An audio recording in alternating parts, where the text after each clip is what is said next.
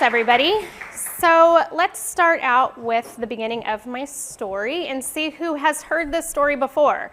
Who has ever heard of a sales conference where salespeople pitch a brand new product only to be sitting in the engineering group and go, wait, we don't have that product. That product doesn't exist. We now have to build it. Anybody heard this story before? Yeah, I think a lot of us. And this is what happened to us at Thomson Reuters, is we had a wonderful sales conference and a fantastic pitch by the sales team, too fantastic in my opinion, because everybody wanted the product. And when were we launching it? Well, they had to give an idea, right, at the conference. There's no such thing as fibbing about these. They say, we're going to launch it at our company conference, which was in 8 weeks. So that meant we had to build a product from beginning to end, from problem solution space all the way through being able to deploy it in 8 weeks. Impossible, right? And I'm sure all of us have had this thrown at us at some point in time. So what happens is everybody contacts me. I'm the Agile Dojo guru at Thomson Reuters. We have one distributed Dojo person, that's me. I work with people and lead them through a 6-week immersive learning experience. In fact, I've renamed mine to immersive learning experiences. They're no longer called dojos when I worked at Thomson Reuters. The other groups that did them through a company called DevJam, and those company ones were done in person in one room. I didn't have that luxury. All of my teams were across the globe, and that's what I excel at, and that's really what I like. I like teams that aren't sitting in the same space, teams that have to learn to collaborate, to communicate, to break down those barriers, and my favorite, they get to use new and fun tools. I do have some rules of engagement for my dojos. They're very important, and they're ones I do not bend on. The first one is there can be no finance deadline, not one. I want a team that can sit with me for 6 weeks and that we can learn something new, we can build something new, we can do something together. But I don't want finance coming in and knocking on the door and saying, where is it? We've got to get a revenue generating right now. We've got a finance code. Let's get this out there. So that was rule number 1, which we all know after hearing the sales conference, launching it and selling in 8 weeks, they were breaking. So I didn't want them in my dojo. And one of the big reasons as a coach, I didn't want them in my dojo, perhaps a little selfishly. I didn't want us to fail and my dojo process to be blamed. And those of you who have ever done a big project with a company, I'm sure you can expect that as a coach. Sometimes you get the blame when things don't go awry. If you hadn't had all those meetings, if you hadn't asked my team to do all these different things, we would have gotten it done on time. When the truth is, they still would have had the meetings, they still wouldn't have gotten it done on time. So that was the number 1 reason I said no to bringing this into one of my dojos. I also require 100% manager buy-in. That means the manager has to give me, with rule number 3, the whole team for the duration of this experience. And why I need that manager buy-in is I need that buffer outside the team, making sure nobody else is interrupting the team. I need somebody firefighting on the team's behalf and understanding that the work they're going to do in the next 6 to 8 weeks matters more than anything else at the company at that time for that team. And that's why I need their buy-in. So I had 2 and 3, but I didn't have 1. So we negotiate, right? Like that's always what happens. Christina, we really need it. So our negotiation came out as this. I would work with them for 3.5 weeks. They had then 4.5 weeks without me to complete the project. So they couldn't say, Christina made us do all this new stuff and it delayed it and we couldn't get it turned out in time. But they could also take the cool things that we teach in an Agile dojo or the immersive learning experience and apply it and use that for the next 5 weeks while they finish up the product. In addition, the manager decided to take pressure off the team and announced we had a wonderful team working on a product mock-up. I know we've all seen these before, where UX comes in and they make a mock-up for your product that looks real, seems real, but there's nothing behind it. It's just for play. And worst case scenario, we could demo that and then sell it maybe the following month. So we all agreed we're going to do this. And that's what we're going to talk about today. So how I work. I always work with remote teams. Sorry, what's Dojo? Oh, they're immersive learning experiences. So it is a 6-week time frame with a group, and I'll go into them in a little bit when I do the setup here, where we actually work with a team on building something or learning something new. It could be a new technology, it could be building a new product, which is the case here.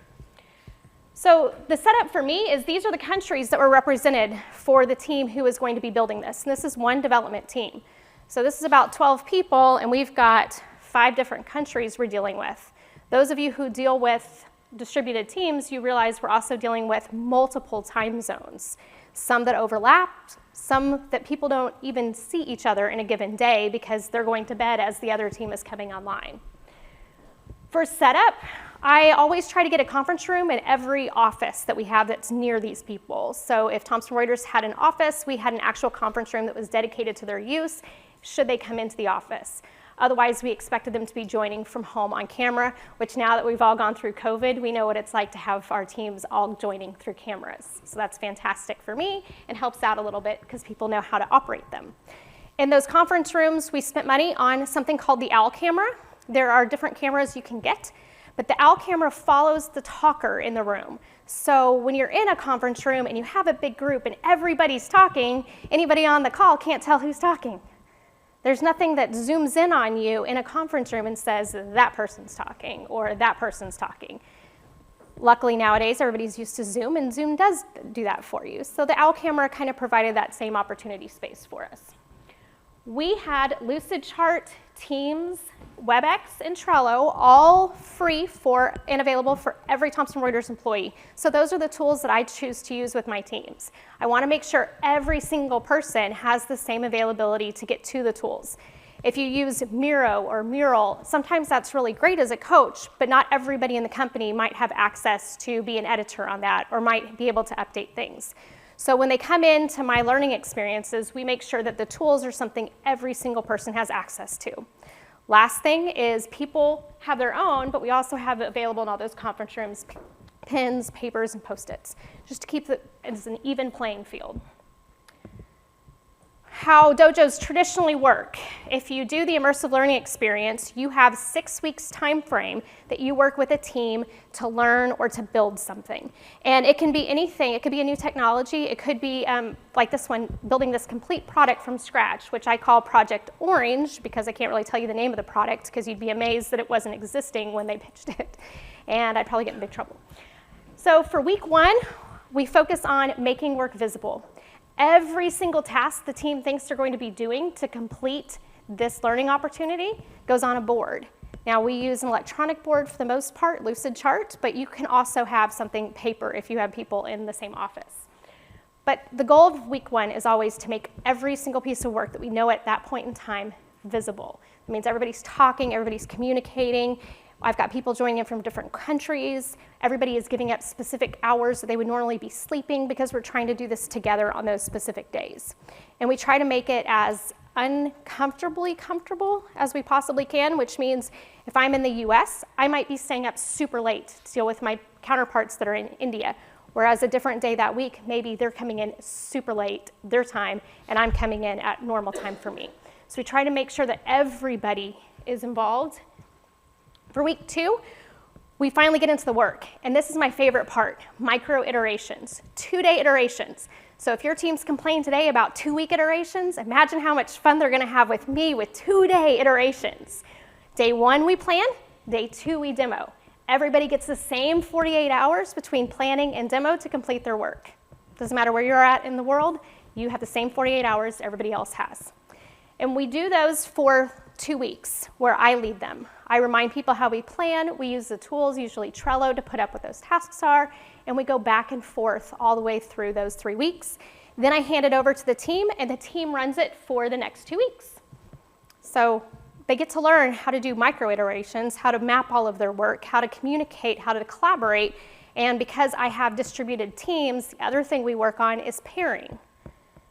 Now, I get a lot of engineers that look at me like I'm crazy when I tell them that we're going to pair for the duration of the experiments. And the reason we do is that gets you 16 to 24 hours more on a task than it does if you have just one engineer picking up each and every task.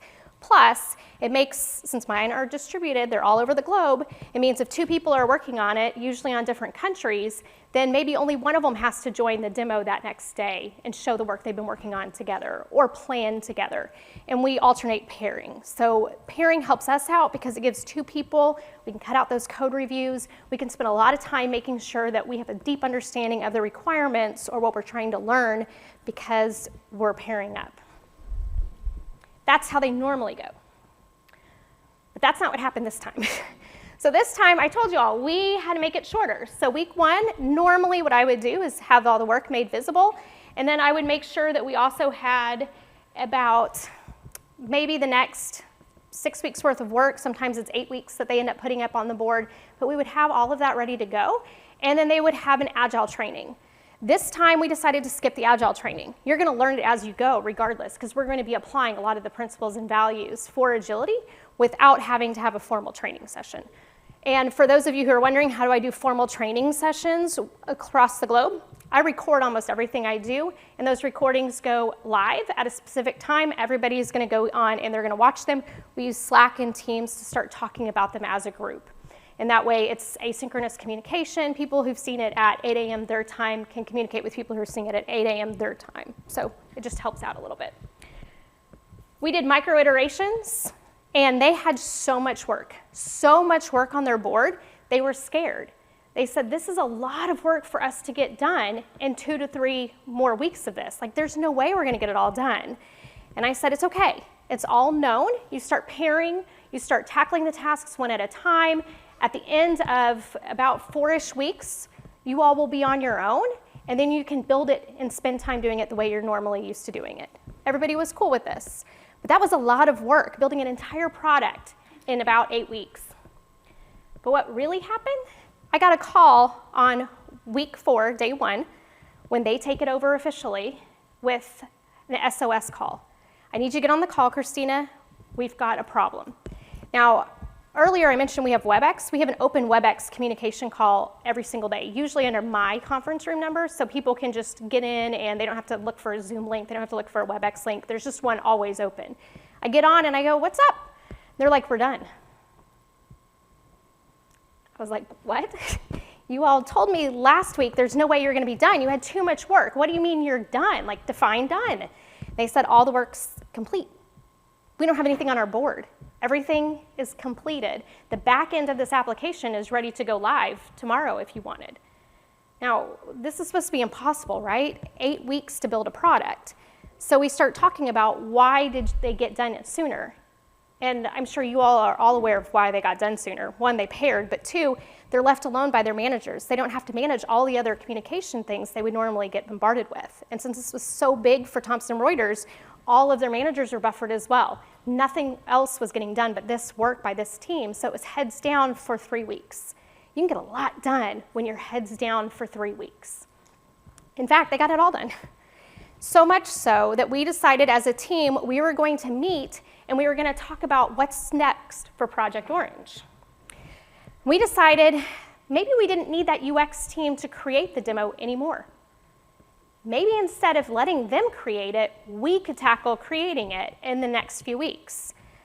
Now, you all also remember that I said they could only be in my dojo for 3.5 weeks because I wanted them to be able to work on it themselves. Well, they wouldn't leave.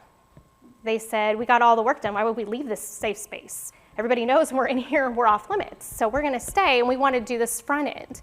And they did. They ended up building the front end completely. So when they went to that annual conference for work, they demoed it live. So they built a complete product from conception through actual, we could take sales starting at our annual conference in 8 weeks time period. We hadn't done that before at all. So again, week 7, we did a wrap-up informal demo. They actually got to show it to all the stakeholders. We got to have a lot of managers, and business people who were so excited. They couldn't believe that this had gone from customer want to customer ready to deliver so quickly. And they presented at that conference.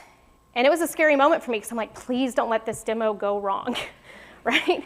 Like we just said, we got it done, and we got it done early, and we got all the work done so well that we did the front end, that the worst thing that could happen is you go into demo, and what happens? It crashes. It didn't. It went great, and we started getting lots of sales, but it's atypical. That's not normally what happens. So we had some lessons that we learned. Checking my time, good. So lessons that we learned, important. Planning is successful with everyone involved. So at some of your companies, you might have planning where you only are including that product owner, or you're only including maybe 1 or 2 people that represent the business. But we had salespeople, we had business people, we had product owners, we had people every single day meeting with us to answer those questions, to get the clarifications, to make sure that we're ready to go for those customers in 8 weeks. Focus, obviously we all know this, right? Focusing is going to lead to more work getting completed every time. Multitasking, I do a whole speech on this, but multitasking actually if you have 2 items that you're working on, you lose 20% every time you add an item because of brain power to power down and power back up between items. So you lose so much time and energy when you're multitasking that it's impossible to get work done once you're on project 3 and 4 in the same time frame. So I proved this one really well for the company, that if you can focus people and give them the ability to focus on that solution, they will complete it each and every time and early. Empowering the team led to a better solution. How many of us wish that we could drill this one into leadership's head on a daily basis? These teams come up with the best solutions when they're left alone to design. They don't need us in their way. They don't need us telling them how to do it. I started my career as a software engineer. I was a database architect, believe it or not, probably the most introverted thing that an extreme extrovert can ever do. That's why I coach now, and I'm not still a database architect. But I will tell you that if we let teams figure out the solution by telling them the customer need, they will build it in an incredible solution, way better than anything we could have come up with. And that's what happened in this case. They were able to not only build the back end in record 3 weeks, they were able to build the front end in about the same amount of time and deploy the entire product. Another one, allowing for additional requirements, improve the product.